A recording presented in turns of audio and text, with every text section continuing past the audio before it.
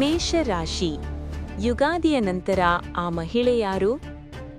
April 13, 2026ರಂದು ಬರುವ ಕ್ರೋಧಿ ನಾಮ ಸಂವತ್ಸರದ ಯುಗಾದಿಯ ನಂತರ ಮೇಷರಾಶಿಯವರ ಜೀವನದಲ್ಲಿ ದೊಡ್ಡ ಬದಲಾವಣೆಗಳು ಕಂಡುಬರಲಿವೆ.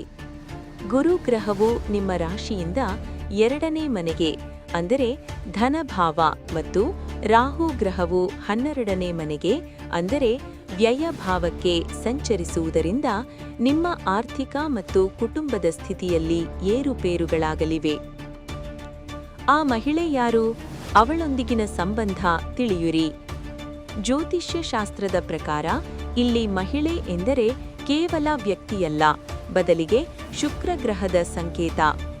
ಯುಗಾದಿಯ ನಂತರ ಶುಕ್ರನ ಪ್ರಭಾವದಿಂದ ನಿಮ್ಮ ಜೀವನದಲ್ಲಿ 2 ಪ್ರಮುಖ ಮಹಿಳೆಯರು ನಿಮ್ಮ ಅದೃಷ್ಟವನ್ನು ನಿರ್ಧರಿಸಲಿದ್ದಾರೆ. ತಾಯಿ ಅಥವಾ ತಾಯಿಯ ಸಮಾನ ಮಹಿಳೆ.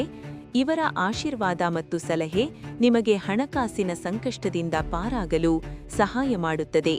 ಇವರನ್ನು ಗೌರವಿಸುವುದು ಅತಿ ಮುಖ್ಯ. ಸಂಗಾತಿ ಅಥವಾ ಪ್ರೇಯಸಿ. ಇವರೊಂದಿಗೆ ಸರಿಯಾದ ಸಂಬಂಧ ಹೊಂದುವುದು ನಿಮ್ಮ ವೃತ್ತಿಜೀವನದ ಯಶಸ್ಸಿಗೆ ಕಾರಣವಾಗುತ್ತದೆ. ಇವರ ಪ್ರೀತಿ ಮತ್ತು ಬೆಂಬಲ ನಿಮಗೆ ಮಾನಸಿಕ ಶಾಂತಿ ನೀಡಲಿದೆ. ನೀವು ಮಾಡಬಾರದ ಆ ಚಿಕ್ಕ ತಪ್ಪು ಯಾವುದು? ಯುಗಾದಿಯ ನಂತರ ರಾಹು ನಿಮ್ಮ ವ್ಯಯಭಾವದಲ್ಲಿರುವುದರಿಂದ ನೀವು ಈ ಕೆಳಗಿನ ತಪ್ಪುಗಳನ್ನು ಮಾಡಿದರೆ ನಿಮ್ಮ ಅದೃಷ್ಟ ಕೈತಪ್ಪಿ ಹೋಗಬಹುದು. ಅನಗತ್ಯ ಖರ್ಚುಗಳು.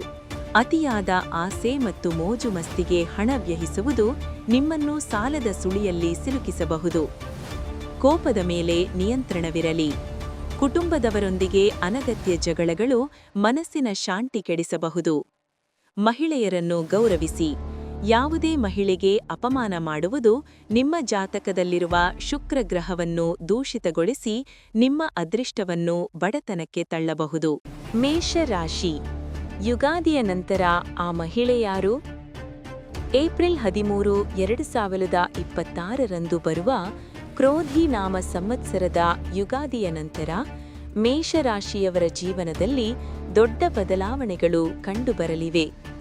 ಗುರು ಗ್ರಹವು ನಿಮ್ಮ ರಾಶಿಯಿಂದ 2ನೇ ಮನೆಗೆ ಅಂದರೆ ಧನಭಾವ ಮತ್ತು ರಾಹು ಗ್ರಹವು 12ನೇ ಮನೆಗೆ ಅಂದರೆ ವ್ಯಯಭಾವಕ್ಕೆ ಸಂಚರಿಸುವುದರಿಂದ ನಿಮ್ಮ ಆರ್ಥಿಕ ಮತ್ತು ಕುಟುಂಬದ ಸ್ಥಿತಿಯಲ್ಲಿ ಏರುಪೇರುಗಳಾಗಲಿವೆ.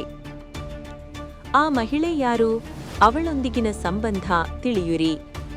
ಜ್ಯೋತಿಷ್ಯ ಶಾಸ್ತ್ರದ ಪ್ರಕಾರ ಇಲ್ಲಿ ಮಹಿಳೆ ಎಂದರೆ ಕೇವಲ ವ್ಯಕ್ತಿಯಲ್ಲ, ಬದಲಿಗೆ ಶುಕ್ರ ಗ್ರಹದ ಸಂಕೇತ.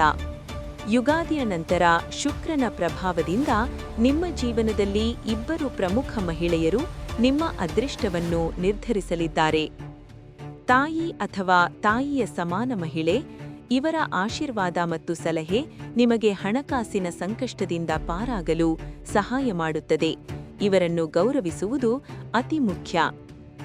ಸಂಗಾತಿ ಅಥವಾ ಪ್ರೇಯಸಿ.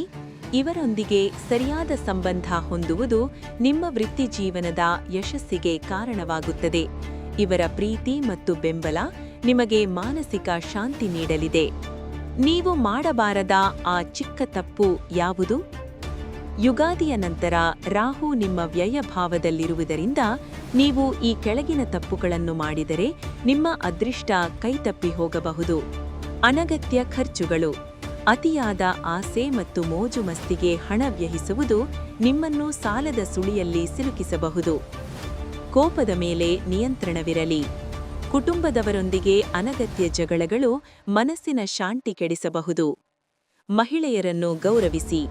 ಯಾವುದೇ ಮಹಿಳೆಗೆ ಅಪಮಾನ ಮಾಡುವುದು ನಿಮ್ಮ ಜಾತಕದಲ್ಲಿರುವ ಶುಕ್ರ ಗ್ರಹವನ್ನು ದೂಷಿತಗೊಳಿಸಿ ನಿಮ್ಮ ಅದೃಷ್ಟವನ್ನು ಬಡತನಕ್ಕೆ ತಳ್ಳಬಹುದು.